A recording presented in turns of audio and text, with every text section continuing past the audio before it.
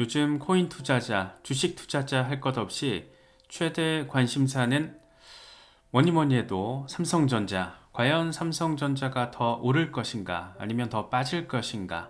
오른다라면 얼마나 더 오를 수 있을 것인가? 거품이라면 어느 정도 꺼지게 될 것인가? 많은 얘기들 나오고 있는데 최대 관심사는 삼성 또는 SK 이렇게 얘기를 해도 이상하진 않을 것 같습니다. 거품이다, 정부의 조직적인 띄우기다, 워낙 말들이 많다 보니까 관심도가 높을 수밖에 없습니다. 일단은 19만원 위로 다시 올라섰습니다. 3월 11일 오후 기준입니다. 그래서 이번 영상에서는 삼성전자를 들고 왔습니다. 이유가 있습니다. 지난 영상에서 비트코인이 전쟁에도 불구하고 7만 달러를 지키는 걸 확인했습니다. 사업 체력은 멀쩡한데 바깥 충격에 가격만 흔들리는 구조. 그런데 지금 삼성전자에서 정확히 같은 질문이 나오고 있습니다. 사업은 역대 최강인데 주가는 일시적으로 20% 넘게 빠지기도 했습니다. 이게 진짜 위기의 시작인지 아니면 바깥 충격에 일시적으로 잠깐 흔들리는 것일 뿐인지 숫자로 검증을 해보겠습니다. 그런데 이 질문은 조금 다르게 봐도 될 것 같습니다. 진짜 위기인지 아니면 일시 충격인지에 대한 질문은 사실 삼성전자 한 종목에 대한 질문이 아니라 지금 한국 시장 전체를 공포로 볼 것인가 아니면 과한 공포가 만든 가격 왜곡으로 볼 것인가에 더 가깝기 때문입니다. 왜냐하면 지난 3월 4일 한국 증시는 말 그대로 한번 크게 뒤집혔습니다. 코스피가 하루에 12%나 급락했고 서킷 브레이커가 발동됐고 원화는 17년 만에 최대 약세 수준까지 밀렸습니다. 로이터는 이런 급락의 직접적인 배경으로 중동 전쟁 확산과 유가 급등 그리고 한국 경제의 높은 중동 에너지 의존도를 짚었습니다. 다시 말해서 적어도 출발점은 삼성전자 내부에서 무슨 구조적 붕괴가 터진 그런 장면이 아니라 외부 충격이 한국 시장 전체를 흔든 장면에 더 가까웠다는 겁니다. 물론 다른 나라 증시가 흔들린 것에 비해서 다른 나라 기업들이 흔들린 것에 비해서 국내 기업들 삼성이나 SK 하이닉스 같은 최근에 폭등했던 종목들이 어마어마하게 상대적으로 더 크게 때려맞아서 투자자들을 더 놀라게 만든 그런 부분도 있습니다. 그래서 핵심 질문은 이렇습니다. 주가가 흔들린 이유가 기업 자체의 문제였는가 아니면 시장 전체가 외부 충격에 휩쓸린 결과였는가? 이 둘은 사실 비슷해 보이지만 투자 판단에서는 완전 다릅니다. 기업 자체가 무너지고 있으면 피해야 하고 반대로 시장이 공포에 질려서 좋은 기업까지 같이 던지고 있다면 그건 얘기가 달라집니다. 지난주 시장에서 가장 먼저 확인해야 할 것은 삼성전자만 무너진 게 아니다라는 겁니다. 3월 4일 기준 코스피는 46년 만에 최대 일간 낙폭을 기록했고 시장 전체 시가총액에서 막대한 가치가 한꺼번에 증발했습니다. 그 뒤 3월 5일에는 다시 10% 가까운 반등이 나왔고 3월 9일에는 에너지 쇼크가 재차 시장을 흔들면서 장중 낙폭이 8.8%까지 벌어졌습니다. 지난 며칠에 우리나라 증시는 한 방향으로 천천히 빠진 게 아니라 공포와 반등이 번갈아서 덮친 극단적인 롤러코스터 장세였습니다. 마치 밈코인 미쳐 날뛰는 것과 거의 비슷한 그런 흐름을 우리가 바라볼 수 있었습니다. 이때 삼성전자가 왜 유독 더 세게 흔들렸느냐? 한 가지 비유를 들어보면 태풍이 오면 가장 키가 큰 나무가 먼저 흔들립니다. 삼성전자가 가장 세게 빠진 건 가장 약해서가 아니라 가장 크기 때문입니다. 삼성 공식 IR 자료 기준으로 보통주 외국인 비중은 50% 전후입니다. 시장이 한국 전체를 위험자산으로 보기 시작하면 가장 비중이 크고 외국인 보유가 높은 대표 종목부터 수급 충격의 정면에 나서곤 합니다. 그런데 흥미로운 것은 그 다음입니다. 로이터 보도 내용을 보면 3월 9일 개인 투자자들은 하루에 4조 6천억 원 규모를 순매수했고 이달 누적으로 15조 원 넘게 주식을 사들였습니다. 이게 데일리로 보면 좀 재밌는 게 외인과 기관이 대거 매도할 때 그 비슷한 물량을 개미들이 받았다라는 거, 이런 게 반복적으로 반대일 때도 있고 이럴 때도 있고 반복적으로 나타났다는 게 상당히 재미있는 포인트가 아닐까 싶습니다. 기사에 직접 등장하는 개인 투자자도 방산주에서 차익을 실현한 뒤 삼성 같은 대형 기술주를 담았다라고 인터뷰를 통해서 이야기합니다. 겉으로는 다들 공포에 질린 것처럼 보였는데 실제 돈의 흐름 일부는 오히려 공포를 이용해서 매수하는 쪽으로 움직였다라는 부분이 포착되기도 합니다. 이 지점에서 삼성전자를 바라보는 시선은 둘로 갈립니다. 한쪽은 전쟁 리스크가 커졌고 유가가 튀니까 반도체도 끝난 것 아니냐라고 바라봅니다. 하지만 다른 한쪽에서는 지금 빠진 것은 회사 체력이 아니라 시장 심리다. 그러면 오히려 가격이 흔들릴 때 보는 게 맞다. 이렇게 바라보고 있습니다. 우리는 지금 이 두 가지 시선 중에 하나를 감정적으로 밀어붙이려는 게 아닙니다. 어떤 게 사실이고 어떤 게 해석인지를 분리하는 겁니다. 이걸 분리하지 않으면 시장이 무서울 때 가장 비싸게 공포에 사고 시장이 반등할 때 가장 비싸게 안심을 사게 됩니다. 이제 감정을 빼고 숫자로 들어가 보겠습니다. 삼성전자는 2025년 4분기 매출 93조 8천억 원, 영업이익 20조 원을 기록을 했습니다. 삼성 공식 발표 기준으로 분기 영업이익이 20조 원을 넘긴 거고 로이터는 이걸 사실상 기록적인 실적으로 평가했습니다. 반도체 부문 영업이익은 16조 4천억 원, 전체 이익의 80% 이상을 차지했습니다. 지금 삼성의 실적 엔진은 분명히 살아있고 그 중심에는 반도체가 있습니다. 여기서 왜 이런 숫자가 나오는지를 이해할 필요가 있어 보입니다. 지금 삼성 실적을 끌어올리는 핵심은 AI 서버 투자 확대와 메모리 가격 상승입니다. 로이터는 삼성이 2026년과 2027년까지도 칩 부족이 이어질 수 있다라고 봤다라고 전했고 삼성은 올해 HBM 매출이 전년 대비 3배 수준으로 늘어날 수 있다라고 전망했습니다. 삼성은 지금 단순히 좋은 회사가 아니라 AI 인프라 투자 확대와 메모리 가격 상승에 직격 수혜를 받는 그런 회사입니다. 이걸 어렵게 생각할 필요는 없을 것 같습니다. 반도체는 원래 고정비가 큰 산업이고 이 공장을 짓고 설비를 돌리는 데 들어가는 큰 비용은 이미 깔려 있습니다. 그러면 이후에는 파는 가격이 조금만 올라도 이익이 훨씬 더 크게 튀어오를 수가 있습니다. 그래서 일각에서는 이걸 이익 스프링 이렇게 표현을 하기도 하는데 스프링을 눌러놓은 상태에서 가격과 수요가 받쳐주면 이익은 1만큼이 아니라 2, 3, 4만큼 튀어오릅니다. 지금 삼성전자가 바로 그 구조 안에 들어와 있다라는 겁니다. 여기서 증권가 시선도 같이 보겠습니다. 인베스팅 집계 기준으로 삼성전자에 대한 애널리스트 평가는 37명 가운데 35명이 매수, 2명이 보유, 매도 0명 이런 의견입니다. 평균 12개월 목표 가격은 22만 8,968원입니다.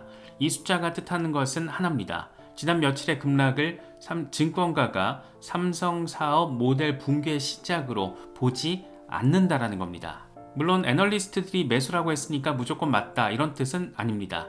다만 실적, 반도체 사이클, AI 메모리, 주주 환원까지 종합하면 현재 가격이 삼성의 체력을 충분히 반영하지 못한다고 보는 쪽이 우세하다라는 그런 해석입니다. 여기에 주주 환원도 붙어 있습니다. 삼성은 2024년부터 2026년까지 자유현금 흐름의 50%를 주주 환원에 사용하겠다라고 공식 발표했고 연간 정기배당 총액 9조 8천억 원을 유지하기로 했습니다. 지금 삼성은 이익이 좋아질 수 있다라는 얘기만 있는 회사가 아니라 현금 흐름을 주주에게 돌려주는 정책 프레임도 비교적 분명한 그런 회사입니다. 물론 메모리 가격 상승이 삼성 전체에 다 좋은 건 아닙니다. 로이터는 메모리 가격 급등이 모바일과 디스플레이 사업부에는 원가 부담으로 작용하고 있다라고 짚었습니다. 모바일 부문 이익은 메모리 가격 상승 여파로 10% 줄었습니다. 지금 삼성은 전 사업부가 동시에 완벽한 회사는 아닙니다. 다만 시장이 가장 민감하게 보는 핵심 이익 엔진, 다시 말해서 반도체와 AI 메모리 쪽은 매우 강한 국면에 들어와 있습니다. 이제 많은 사람들이 궁금해하는 HBM 얘기로 넘어가 보도록 하겠습니다.